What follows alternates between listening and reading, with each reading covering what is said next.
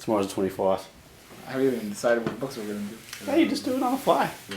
You'll be surprised for everybody. You want to do this too? Yeah, I can do that.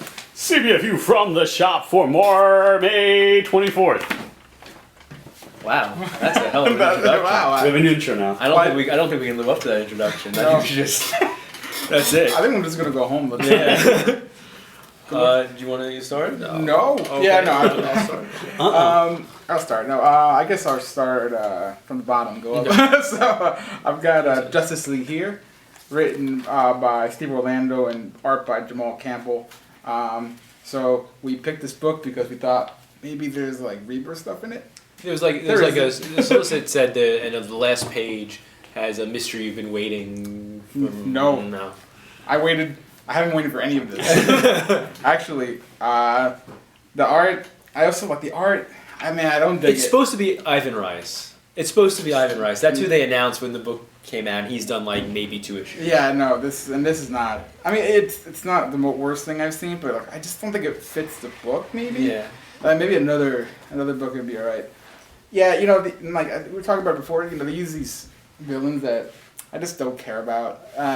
Then, Black Canary's in this book. I really can't explain how Black Canary is here, but also like heavily involved in everything Green Arrow was doing over in Seattle. So like, there's just no, I guess. That's like it's like Wolverine being on like when he was on 5 teams. And I usually that doesn't bug me, but Yeah. it does here just because I know like how heavily involved she is in that book. Yeah. And I don't know, the book itself is like I struggled to get through it. Honestly. Yeah, no. I don't know about you. I've never been that big of a Steve Orlando fan, but I mean the first and I didn't think I was going to be reading Justice League of America. I thought I was like I'll read the first issue and that's it.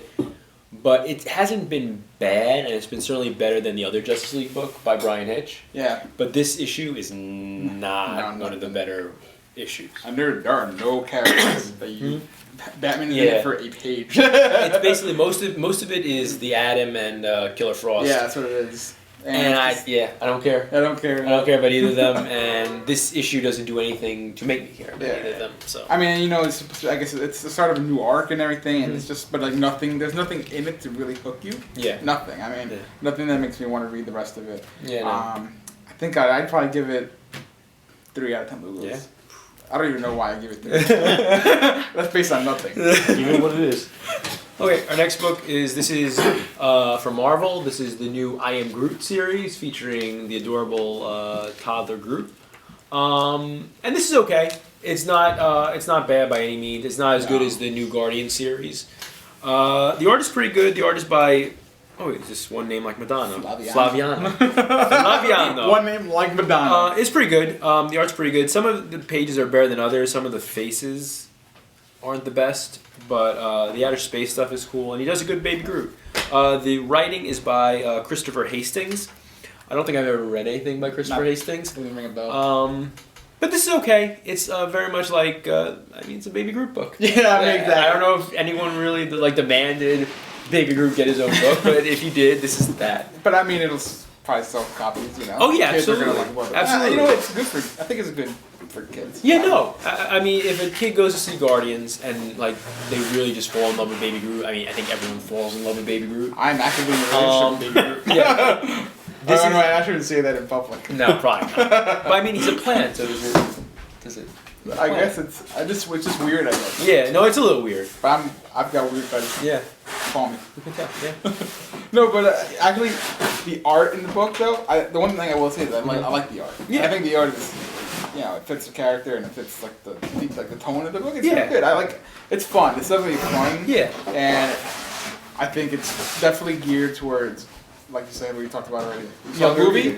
And you saw the movie, you're going to love it. Like, just like the Guardians book, it's pretty much the same. And there's nothing wrong with that, because every book should not be for 30-year-olds. No. Maybe, I don't know.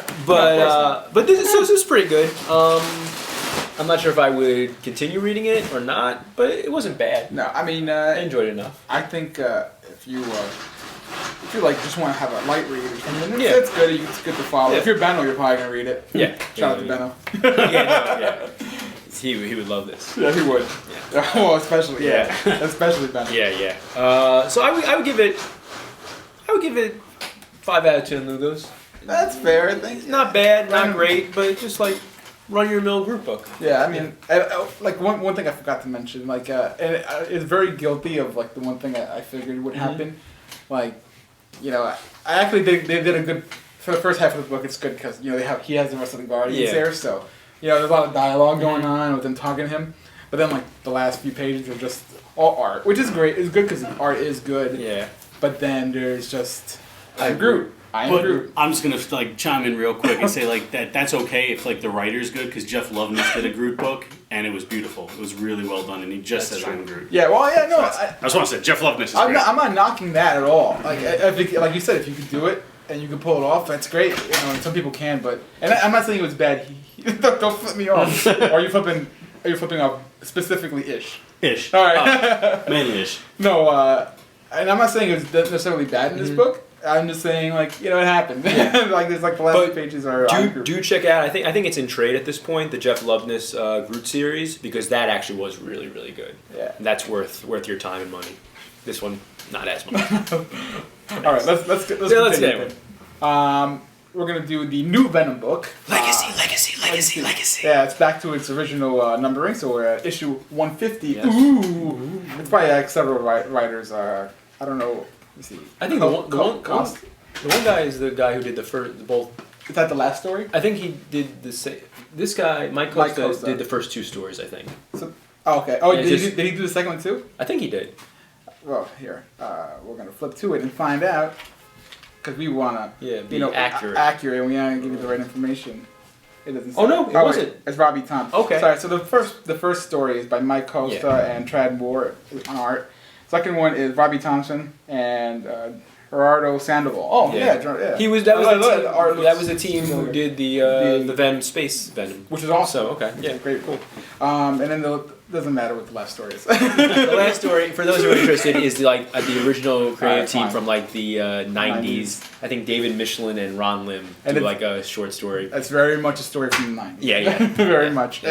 But actually, the first two stories are great. Yeah. The first one, in particular, is the Eddie Brock story, and man, I like the way he describes like the relationship between Eddie Brock and Venom is like a really messed up love story. Yeah, no, it's like a psychosexual like nightmare. Yeah, dude, it's great. Yeah, I mean, that was really like cool. that was such a great interpretation of the character. I loved it. I actually loved the first story a lot, and I'm excited to see hopefully more in that direction.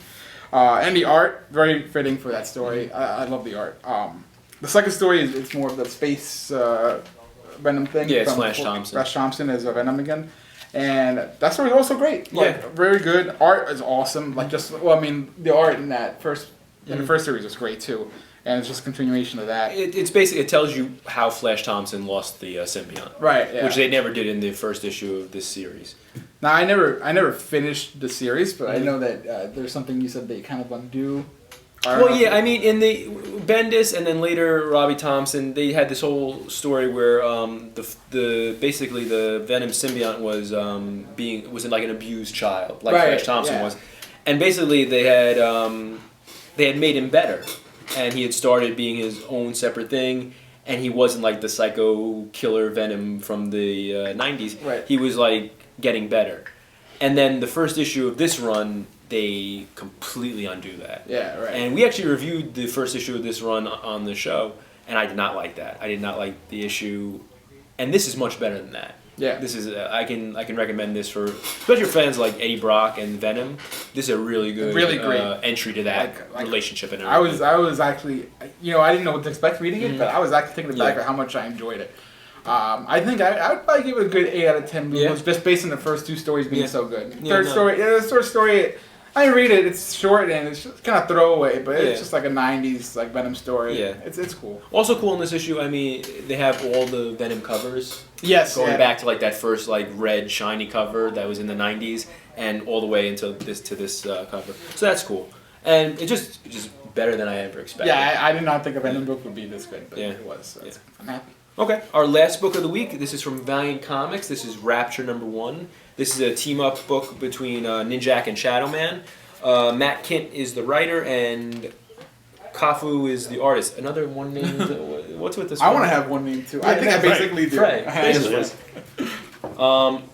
This is really good. I don't know... Valiant sometimes I feel like doesn't get enough credit as they deserve because they put out a lot of good books with really good art and really good writing.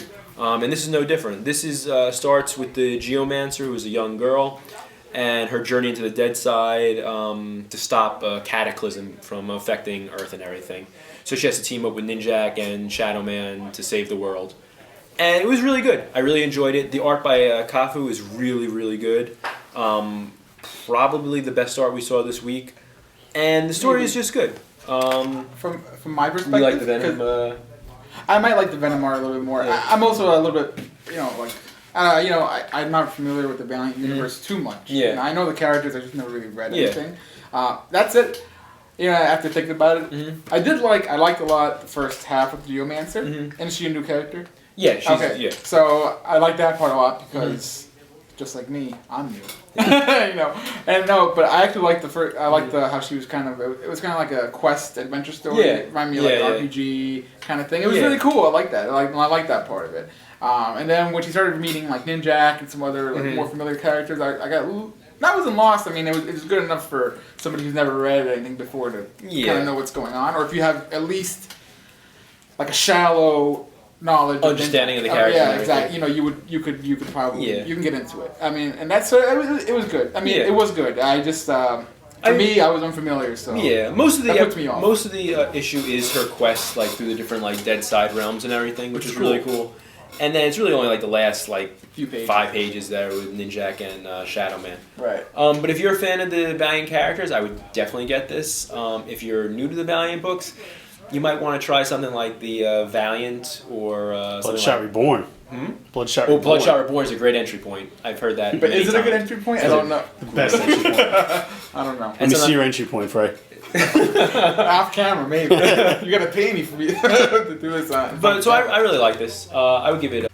But I really like this. I would give it 7 out of 10 Lugos. That's fair. Yeah, no, I enjoyed it. But Venom is definitely the one to get this week. I think Venom Really hands unexpectedly. down. Because I was not looking forward to reading that Venom book, but it surprised me. And if you're looking to drop a book completely, JLA. JLA. Stephen Orlando, I'm back to the sucky bandwagon. On the bandwagon of suck. He sucks. We deserve suck. We deserve a better Justice League book. Yeah. We deserve a better Justice League movie. Yes. And we may get it now. I don't know. I'm not gonna go there now. Well, whatever. I didn't say anything bad. Yeah. Hopefully, by the end of the process, the Justice League movie will be good. Watchable. Yeah. That's what I want. Yeah, that's all.